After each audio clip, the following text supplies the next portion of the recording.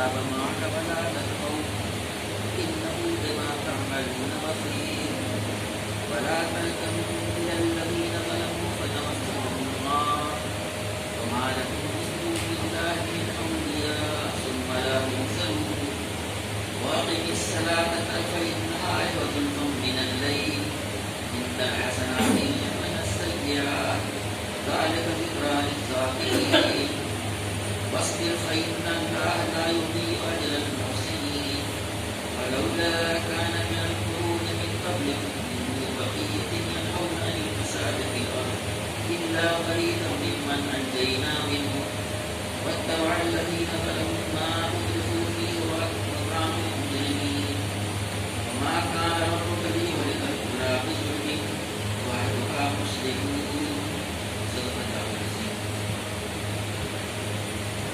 سورہ ہود کے آخری یعنی 10ویں رکوع کی 6 آیات تلاوت کی گئی ہیں 112 تا 117. ان آیات کریمہ کا ترجمہ سامنے رکھنے سے پہلے چند واقعات سے رکھی جائے تاکہ ترجمے کو سمجھنے میں بھی آسانی ہو. یہ سورہ ہود جیسا کہ آپ کو معلوم ہے مکی صورت ہے. نبی کریم صلی اللہ علیہ وسلم کے دور میں نازل ہوئی ہے جب آپ کو دعوت و تبلیغ کا کام کر کے خاصا وقت گزر چکا ہے. اہل قریش ہر طریقے کے ہتھکنڈے استعمال کر رہے ہیں آپ کی دعوت کو سب دینے کے لیے. طرح طرح کے پروپیگنڈے آپ کے خلاف کر رہے ہیں. سازشیں یہ سازشیں بھی کہ آپ کو مکے سے نکال دیا جائے, جلا وطن کر دیا جائے, اور قتل کی سازش ہے.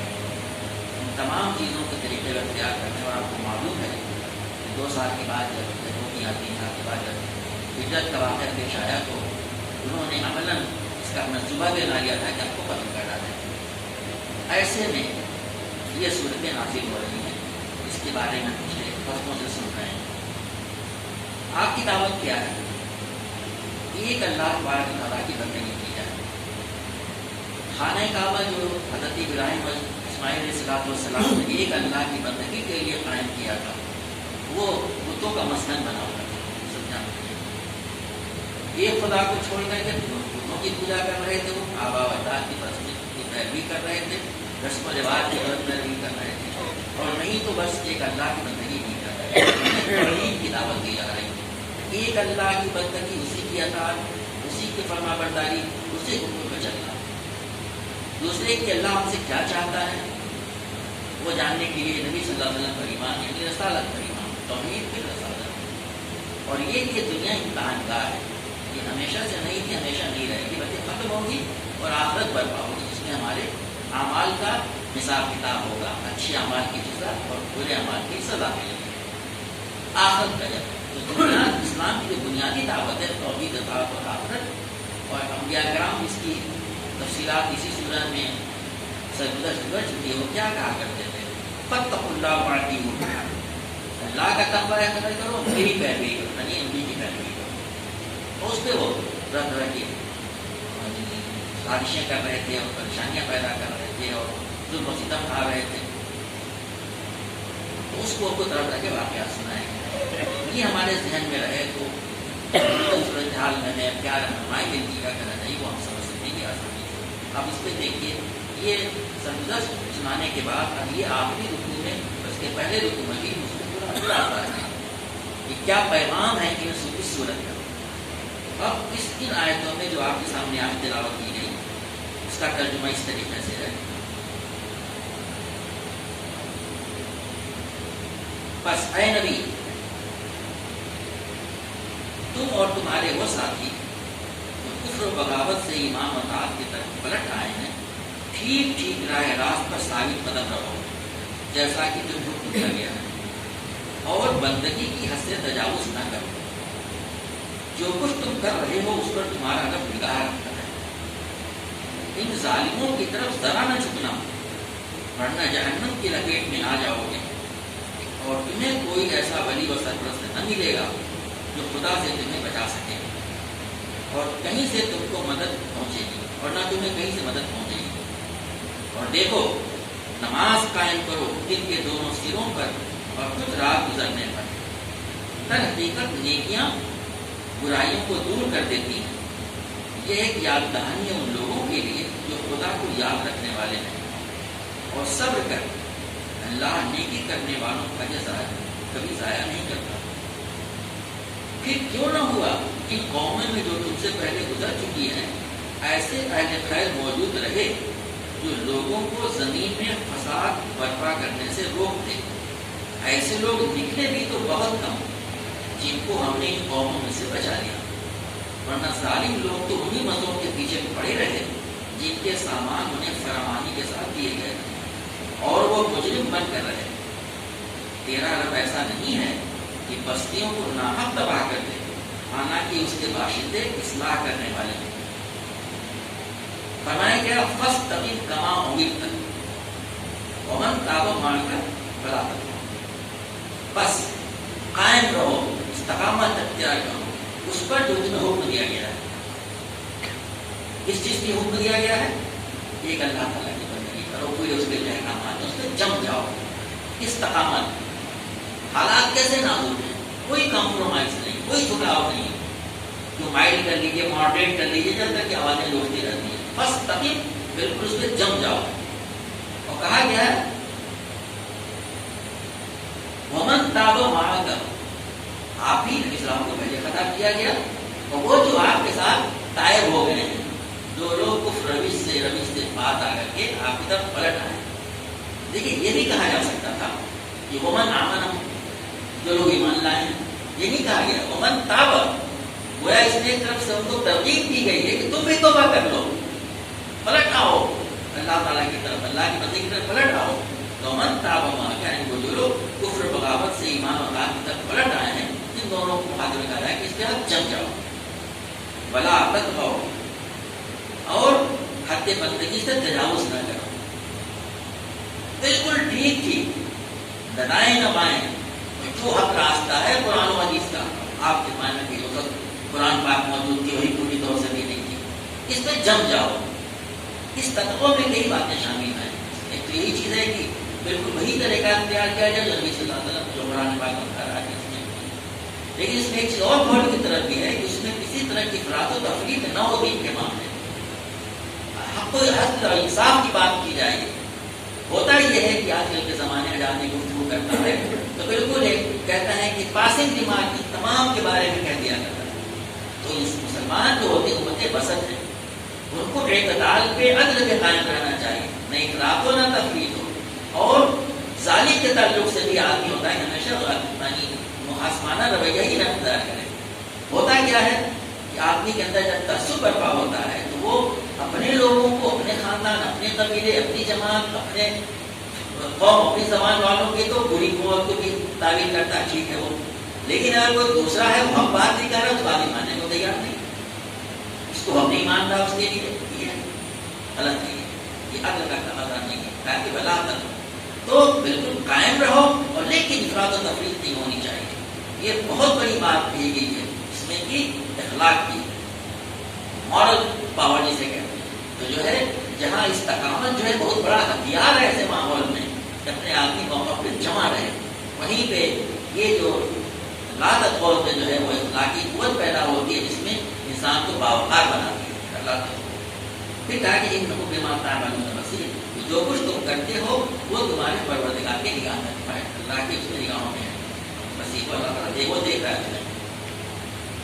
آج کل دیکھتے ہیں جگہ جگہ، وہاں پہ بھی جہاں پہ کیمرہ نہیں ہوتا لکھا ہوتا ہے آپ سی سی ٹی وی کے سرویلنس میں، حالانکہ کہیں لگا ہوا نہیں ہے۔ اللہ تعالیٰ ہر چیز کو دیکھ رہا ہے، اگر تمہیں کوئی مشکلات پیش آئیں گی اللہ تعالیٰ تمہاری رہنمائی کرے گا، اگر تمہیں مدد کی ضرورت ہو تو مدد کریں گے۔ شرط یہ ہے کہ استقامت اور تقوی نہیں ہونا چاہیے، اس پہ ہم سب کو اپنا رویہ بھی غور کرنا چاہیے، ایسا تو ہے کرنا ہے۔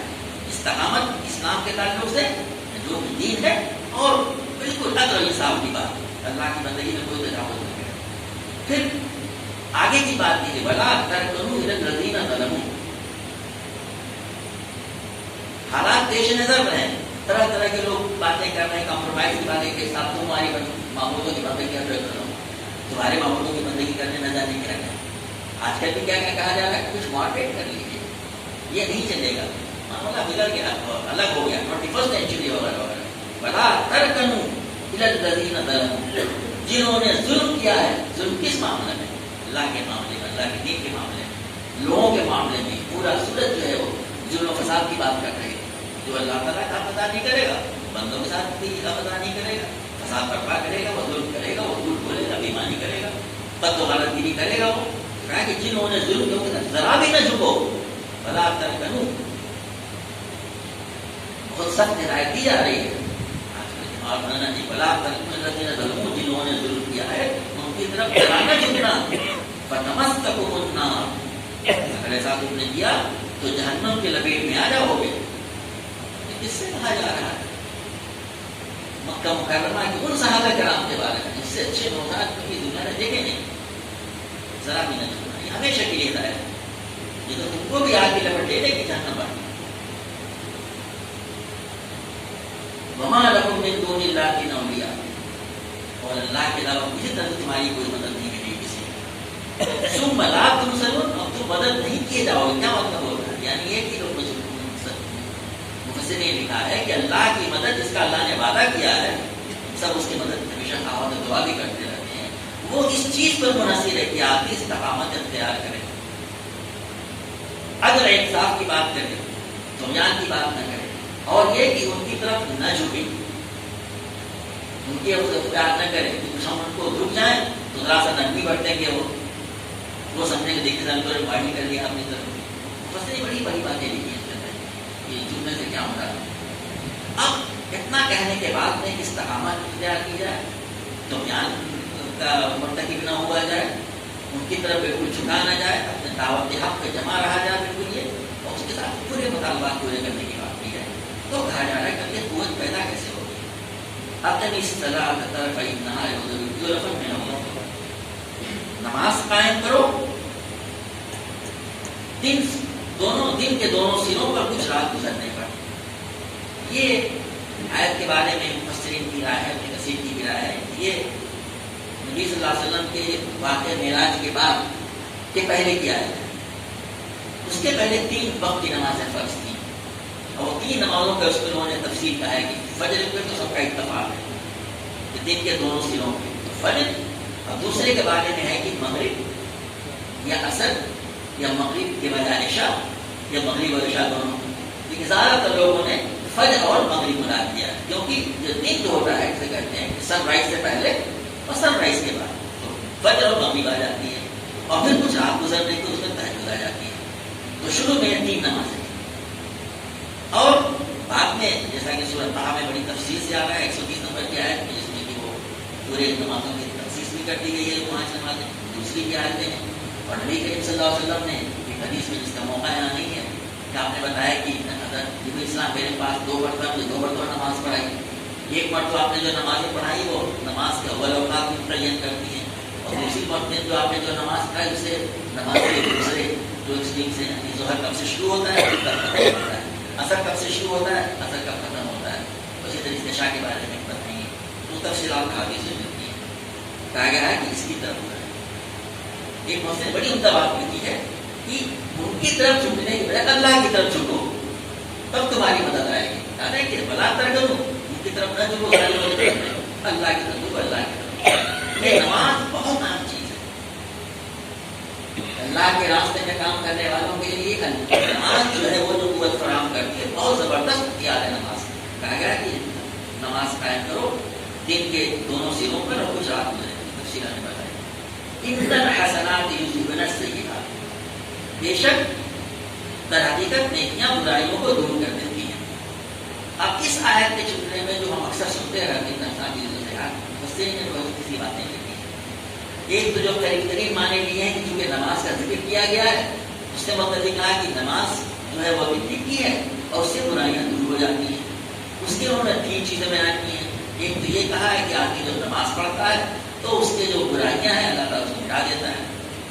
پھر اس میں اضافہ یہ کیا گیا کہ جب نماز آدمی پڑھتا ہے، نماز پڑھنے سے نماز قائم کرنا نہیں، اپنی صلاۃ کا ہے پڑھنا نہیں، نماز سے قائم کرتا ہے، نماز کا پورا اہتمام کرتا ہے جیسے اس کی شرائط ہے، تو جو ہے اس سے جو اس کے اندر برائیاں ہوتی ہیں ختم ہونا شروع ہو جاتی ہیں.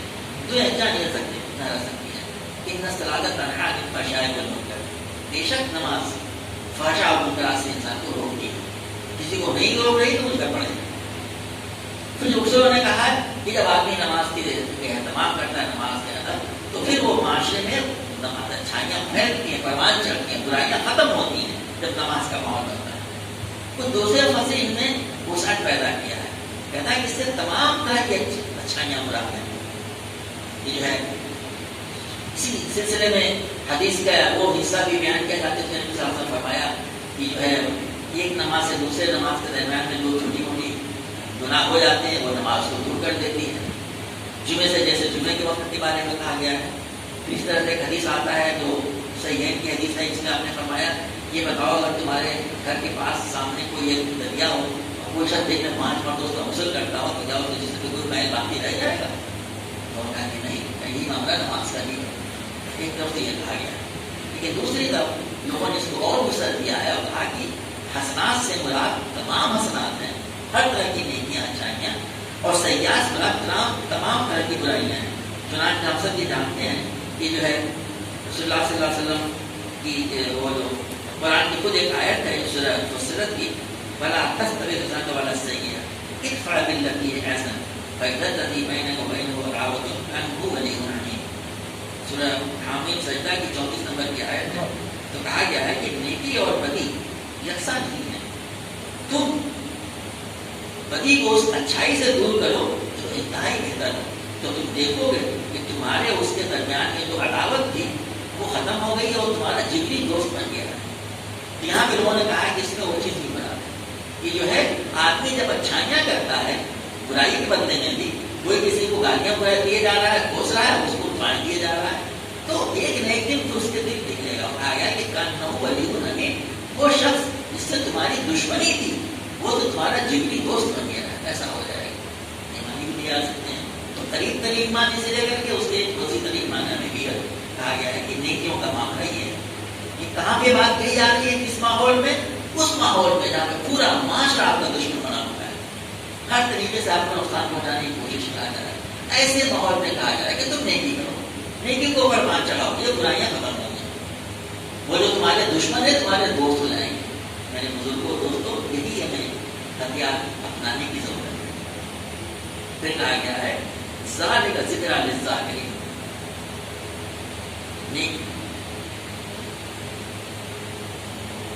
ان لوگوں کے لیے یہ کہانی ہے جو خدا کو یاد کرنے کا ترجمہ کیا گیا ہے. اس کا یعنی تفسیر میں جایا تو مطلب یہ اس کا کہ بتائیے معمولی سی بات نہیں ہے. یہ جو لوگ یاد دہانی کرنے والے ہیں, جو لوگ یاد رکھنے والوں کے لیے بہت بڑی بات ہے جو کہی جا رہی ہے کہ نماز کے تعلق سے, کہ نماز کا قائم کرنے ہے, اس کے حدود و شرائط کے تحت اہتمام کیا جائے تو پورے معاشرے کی حالت ہو جائے. لیکن معاملہ یہ ہے کہ نماز اور نماز ایسی رہی نہیں, روشنی ہو کے رہ گئی. ہمارے ایک بزرگ دوست ہیں, بڑے مفسر عالم بھی ہیں, انہیں کہ کسی شخص نے کہا کہ صاحب وہ نماز سے وہ میں نماز پڑھتا ہوں لیکن وہ اثرات ہمارے اوپر آ نہیں رہے ہیں. انہوں نے جو فون کر کے جواب دیا کہ آپ نماز پڑھتے ہیں تو نماز پڑھنا چھوڑ دیجیے. گھبرایا کہ کیا کہنا ہے کہ نماز ادا کیجیے, نماز قائم کیجیے. آپ نماز کو پڑھ دیتے ہیں بس, تو اس کے اثرات کہاں سے پیدا ہوں گے؟ آپ کی بالغی کو سمجھ رہے ہوں کہ نماز اپنی شرائط کے ساتھ وہ نماز ہو, وہ خوش و خضوع والی جس میں اللہ سے ہمارا تعلق پیدا ہوتا ہے, نہ کہ بھاگو مشین بن کے رہے تو کچھ پڑھ دیتے ہیں. اسی کے بارے میں کہا جائے کہ ذاکرین کے لیے بہت بڑی ذات کا ذکر ہے یہ جو نماز کا تم کو توجہ دلائی جا رہی ہے. پھر واضح ہے کہ 5 وقت کی نماز فرض نہیں ہوئی ہے, 3 وقت کی نماز ہے. اس وقت کہا جائے کہ نماز کا اہتمام یہ تمہیں وہ قوت فراہم کرے گی تو ایسے ماحول میں تمہیں ضرورت ہے جس چیز کی. اب بتایا جا رہا ہے قابل دعا ہے تمہیں کہ وہ کیا وجہ تھی جس کی وجہ سے پچھلی قوموں پہ عذاب آیا. فلولا كان من القرون من قبلكم أولو بقية ينهون عن الفساد في الأرض إلا قليلا ممن أنجينا منهم واتبع الذين ظلموا ما أترفوا فيه وكانوا مجرمين. پھر کون ان قوموں میں جو تم سے پہلے گزر چکی ایسے اہل خیر موجود رہے جو لوگوں کو زمین میں فساد برپا کرنے سے روک دیں. آپ کو یاد ہوگا کہ پچھلے جو 5 قوموں کا جو تفصیل سے اور ایک موسیٰ اسلام کا اجمالی طور سے بات بتا دی گئی تھی کہ ذکر کیا گیا سب ظلم و فساد کے مرتکب ہو رہے تھے. کیوں نہیں ہوا کہ ان قوموں میں جو پچھلے گزر چکی ہیں ایسے لوگ ہوتے جو لوگوں کو فساد برپا کرنے سے روکتے. یہ تھا ان کا جرم. یعنی خود فساد سے بچے رہنا کافی نہیں ہے بلکہ فساد لوگ کر رہے ہیں اس سے روکنا. ایسا کیوں نہیں ہوا کہ لوگوں نے فساد کرنے سے لوگوں کو روک دے. ہاں کہا جا رہا ہے الا قلیلا. ہاں کچھ لوگ تھے زمانے میں ہوتے ان کی تعداد بہت کم ہو گئی تھی. قلیل تھے بالکل لوگ جو یہ کام کرتے تھے کہ لوگوں کو فساد سے روکا جائے, ظلم سے روکا جائے, طغیان سے روکا جائے. ممن ان کے اندر انجینا بھی جس کو اللہ نے بچا لیا. چنانچہ آپ دیکھتے ہیں کہ پچھلے رکوعوں میں یہ بات بتائی گئی تھی کہ اللہ تبارک و تعالیٰ نے نبی کو اور اس کے ساتھ جو لوگ ایمان لائے تھے بچا لیا. یہ وہ لوگ تھے اور باقی تمام لوگوں کو عذاب کے اس میں گھیرے میں آ گئے. پھر کہا گیا ہے کہ وَاتَّبَعَ الَّذِينَ ظَلَمُوا مَا أُتْرِفُوا فِيهِ. اور ظالم لوگ تو نہیں بزوں میں پڑے رہے تو ان کو دیے گئے تھے. ہوتا کیا تھا جب لوگوں کے پاس فراوانی آئی, اللہ تعالیٰ نے کی طرف سے نعمتوں کا ان کے اوپر بارش ہوئی, اللہ تعالیٰ نے خوب نوازا, کیا چاہیے تھا کہ وہ اللہ تبارک و تعالیٰ کا شکر گزار بنتے. شکر کا نام ہی اسلام ہے اور ناکفری جو ہے وہ ناشکری کرنا یہی کفر ہے. ان کو چاہیے تھا ایسا کرنا لیکن وہ اس میں مست ہو گئے اور پھر بھول گئے اور دھیرے دھیرے وہ ان کا جو تعیش تھا وہ ظلم و فساد میں بن گیا. آپ دیکھیں یہی ہوتا ہے معاشرے کے ظالم لوگ کون ہوتے ہیں کہ رفتہ رفتہ چیزیں آتی ہیں جن کو اللہ نے دے رکھا تھا فراوانی سے وہ اس کے ساتھ وہ لوگ اس میں عیش میں پڑے رہے اور پھر وہ بالکل دنیا کو ظلم و فساد برپا کرنا شروع کر دیا. یہ واقعہ نہیں ہے کہ ظلم و فساد کرنے والے کون لوگ ہوتے ہیں, یہی لوگ ہوتے ہیں جو حیرت ہوتے ہیں. تو کہا جا رہا ہے کہ کرنے لگے اس لیے اللہ کا منگسا کیا. یہ بات یہاں پہ آگے آ رہی ہے اور ڈانو مجرم اور یہ لوگ مجرم تھے ہی. تو اللہ تبارک تعالیٰ کا جو عذاب آیا تھا اس وجہ سے آیا تھا کہ لوگوں نے یہ کام کرنا چھوڑ دیا تھا. یعنی خود اچھے بنے رہنا تو بہت نہیں کافی تھا, یعنی وہ بھی نہیں رہ گیا تھا ان کے اندر, بلکہ کرنا یہ تھا کہ لوگوں کو روکا جائے ظلم و فساد سے. یہ بات یہاں پہ اور یاد رکھنے کی ہے. قرآن پاک جو ہے دو اصطلاحیں الگ الگ استعمال کرتا ہے بلکہ تین کو کہیے. یہ کہ دعویٰ اللہ, دعویٰ اللہ سبیل ربی, اپنے رب کے راستے کی طرف اللہ کی طرف دعوت دینا. دعویٰ اللہ ہے خود خیر کہا جائے خیر کی دعوت. اور دوسرے ہیں امر بالمعروف نہی عن المنکر, لوگوں کو بھلائیوں کا حکم دینا اور برائیوں سے روکنا. امر اور نہیں دونوں جو ہیں وہ اس کے ذریعے ہیں جس میں کا حکم دے. امر بالمعروف یعنی بھلائیوں کا حکم دینا, مشورہ دینا نہیں, اور دوسرا برائیوں سے روکنا نہیں رکھنا. قرآن پاک میں کئی مقامات پر اس سے آپ واقف ہیں, اکثر ہی ہمارے تقاریب حوالے میں بھی آتے تھے. سورہ بقرہ کی آیت, سورہ آل عمران کی آیت میں کہا گیا ہے کہ اب تم بہترین گروہ ہو. اس کے پہلے بنی اسرائیل کے ذمہ یہ کام تھا. سورہ بقرہ میں سیقول الصفحہ شروع کے قریب یہ باتیں آئی ہوئی ہیں کہ قبلے کی تحویل کا مطلب کیا تھا. آپ جانتے ہیں کہ شروع میں مکہ مکرمہ میں اور اس کے بعد بھی 1 سال تک بیت المقدس جو تھا ہمارا قبلہ تھا, لیکن نبی کے ساتھ مدینہ منورہ تشریف لائے کہ 1 سال یا 1.25 سال کے بعد میں مکہ مکرمہ کو قبلہ بدل گیا, بالکل نارتھ سے ساؤتھ ہو گیا مدینہ. یہ تحویل قبلہ اس بات کی نشاندہی تھی کہ اب امامت جو ہے قیادت دنیا کی بنی اسرائیل سے لے کر کے اب تمہیں دے دی گئی ہے اور یہ قیامت تک کے لیے ہے, کیونکہ اب کوئی دوسرا نبی آنے والا نہیں ہے. تو بہت بڑی ذمہ داری ہے ہمارے ساتھ, اور ذمہ داری یہی ہے کہ ہم لوگوں کو خیر کی دعوت دیں اور امر بالمعروف نہی عن المنکر کے بعد کہا ہے کہ لوگوں کے لیے. چنانچہ قرآن پاک میں یہ کہا گیا ہے کہ وَكَذَلِكَ جَعَلْنَاكُمْ أُمَّةً وَسَطًا لِتَكُونُوا شُهَدَاءَ عَلَى النَّاسِ وَيَكُونَ الرَّسُولُ عَلَيْكُمْ شَهِيدًا. سورہ بقرہ کی آیت ہے. اسی طرح تو ہم نے تم کو ایک امت وسط بنایا ہے تاکہ تم دنیا کے لوگوں پر گواہ ہو اور رسول تم پر گواہ ہو. کس بات کے گواہ؟ حق یہ ہے, صحیح بات یہ ہے, اچھائی یہ ہوتی ہے, نیکی یہ ہوتی ہے, ایسا تم بن کے دکھاؤ تاکہ گواہی اس کی دوسروں کی. اور پھر کہا گیا ہے کنتم خیر امۃ اخرجت للناس تأمرون بالمعروف وتنهون عن المنکر وتؤمنون باللہ. اہل کتاب کے مقابلے میں کہا جا رہا ہے کہ اب تم دنیا میں بہترین گروہ ہو جو انسانوں کی ہدایت اور اصلاح کے لیے میدان میں لایا گیا ہے. تم نیکی کا حکم دیتے ہو اور بدی سے روکتے ہو، اللہ پر ایمان رکھتے ہو۔ امر بالمعروف نہی عن المنکر، یہ ہے وہ اعجاز ہی نہیں ہے، صرف یہ آنر نہیں بلکہ ریسپانسبلٹی ہے۔ اپنے طور سے نیک بن جانا، حالانکہ اپنے طور سے نیک بننا بھی بہت آسان نہیں ہے، ضروری ہے ساتھ میں امر بالمعروف نہی عن المنکر کا فریضہ انجام دینا جو امت کے لیے ضروری ہے۔ تو یہ کام کہا جا رہا ہے کہ یہ لوگ وہ نہیں کرتے تھے، لوگوں کو برائیوں سے روکے، اس کے بارے میں کہا جا رہا ہے کہ اس لیے ان پہ عذاب آیا تھا۔ وما كان ربك ليهلك القرى بظلم واهلها مصلحون، اور تیرا رب ایسا نہیں ہے کہ بستیوں کو ناحق تباہ کر دے حالانکہ ان کے باشندے اصلاح کرنے والے ہوں۔ تو اللہ تعالیٰ نے ان بستیوں کو برباد تباہ کیا، ان کا عذاب بھیجا، تو کسی ظلم کی وجہ سے نہیں تھا اللہ تعالیٰ کی، بلکہ اس کی وجہ تھی کہ اس میں مصلحین نہیں رہ گئے۔ قرآن پاک میں اس کی طرف متوجہ کیا گیا اور احادیث میں اس کی طرف اشارہ ملتا ہے کہ جو ہے ان لوگوں کو اچھائیوں کی طرف کا حکم دینا اور برائیوں سے روکنا، اور برائیوں کو روکنے کے بارے میں تو حدیث مسلم شریف کی بہت اہم ہے، آپ نے اکثر سنی ہوگی۔ ان ابی سعید الخدری رضی اللہ عنہ قال ان رسول اللہ صلی اللہ علیہ وسلم قال من رأى منکرا فلیغیرہ بیدہ فإن لم یستطع فبلسانہ فإن لم یستطع فبقلبہ وذلک ضعف الایمان۔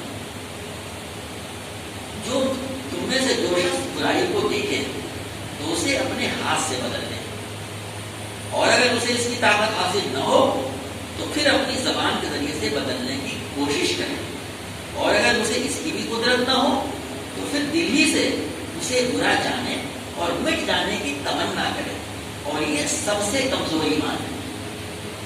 اتنی قوت ہونی چاہیے، جرأت ہونی چاہیے کہ برائی کو ہم اپنے زور سے ہاتھ سے روک سکیں۔ اگر اس کی ہمت نہیں کر پاتے، حالات ایسے نہیں جیسا ہم سمجھتے ہیں، تو اپنی زبان سے، اپنے قلم سے لکھ کر کے اس کی مذمت کریں، اس کو برائی کو دور کرنے کی کوشش کریں، اور اس کی بھی قدرت نہ ہو، زبان پہ تالے پڑے ہوئے ہیں، طرح طرح کی آپ سمجھ رہے ہیں، کہا کہ دل سے برا جانا ہے۔ دل سے برا جانے کا مطلب کیا ہے کہ اگر قوت ہوئی اس کو مٹانے کی ہم کوشش کریں گے، بوڑھے اس کو دیکھ کر کے مطمئن نہ بیٹھا رہے، اور کہا کہ ذالک ضعف الایمان، اور یہ ایمان کا سب سے کم والا درجہ ہے۔ ہمیں اپنے حالت پہ غور کرنا چاہیے، کیا ہماری حالت ایسی ہے کہ برائیاں لگ رہی ہیں، ہم گزر جاتے ہیں، دل پیشانی پہ شکن نہیں آتی ہماری۔ کہا کہ ایمان اپنے آپ کو، ایمان کا اگر یہ کیفیت بھی نہ ہے تو انسان کو اپنے ایمان کا جائزہ لینا چاہیے۔ ایک اور حدیث میں آتا ہے، اگر لوگ ظالم کو ہاتھ پکڑ کے ظلم سے نہ روکیں، امر بالمعروف اور نہی عن المنکر چھوڑ دیں، تو اللہ تبارک و تعالیٰ ایسا عذاب ان کے اوپر بھیجتا ہے جو کسی کو نہیں چھوڑتا۔ آج ہم تمام لوگوں کا معاملہ یہی ہو کے رہ گیا ہے۔ تو میرے بزرگوں، دوستوں، بھائیوں، اس طرف متوجہ ہونے کی ضرورت ہے کہ ظلم کو ختم کیا جائے، اچھائیوں کو پروان چڑھایا جائے۔ قرآن پاک معروف کا مطلب دیتا ہے، معروف یعنی ہر معاشرے میں اس کو اچھا سمجھا جاتا ہے۔ اچھائیاں یہ صرف نماز صدقہ نہیں ہے، اس سے مطلب معروف مانے اس کو اچھا سمجھتا ہے۔ سچائی، امانت داری، حق گوئی، عدل انصاف ہر معاشرے میں اچھا سمجھا جاتا ہے اس کو۔ جھوٹ، بے ایمانی، ظلم، طغیان، قتل و غارت گری ہر معاشرے میں برا سمجھا جاتا ہے۔ تو معروف کا حکم کرے، برائیوں سے لوگوں کو روکے، یہ کام مسلمانوں کے کرنے کا تھا۔ ہمیں اسی لیے دنیا میں خیر امت بنایا گیا اور اللہ کے لوگوں کو مدعو کرنا، اس لیے آپ زبردستی نہیں کرتے، اللہ کی راہ نہیں، لیکن دعوت ہمیں دینی ہے۔ تو اپنے قول سے، اپنے عمل سے اسلام کی دعوت دینا، اور یہ کام امر بالمعروف نہی عن المنکر کرنا۔ برائیاں دنیا میں کیوں پھیل گئی ہیں؟ ہم نے کام چھوڑ دیا، ہم نے چھوڑ دیا۔ تو اگر ایسا ہم نہیں کریں گے، اسی کے بارے میں کہا جا رہا ہے کہ اللہ تعالیٰ کے عذاب اسی لیے آئے، ورنہ اللہ تعالیٰ کا طریقہ نہیں ہے تیرے رب کا۔ یہ رب کہا گیا ہے، جو پالن ہار ہے، پالن ہار ہمارے بچوں کو تو پالتی ہے، اس کو ظلم اس کے اوپر کرتی ہے نہیں نا۔ تو اللہ تعالیٰ رب کہا گیا ہے کہ تمہارے رب کا یہ طریقہ نہیں ہے کہ قوموں کو، لوگوں کو اس پہ یعنی ہلاک کرتے ہیں، بستیوں کو کسی ظلم کی وجہ سے نہیں، جب تک اس میں مسئلے موجود ہیں۔ ہم لوگوں کو مسلح بننے کی ضرورت ہے، اسلام کے اوپر پورے کے پورے عمل پیرا ہونے کی، اور اس کے مطالبے کو پورا کرنے کی۔ اپنے طور پہ نیک بن جانا یہ کافی نہیں ہے۔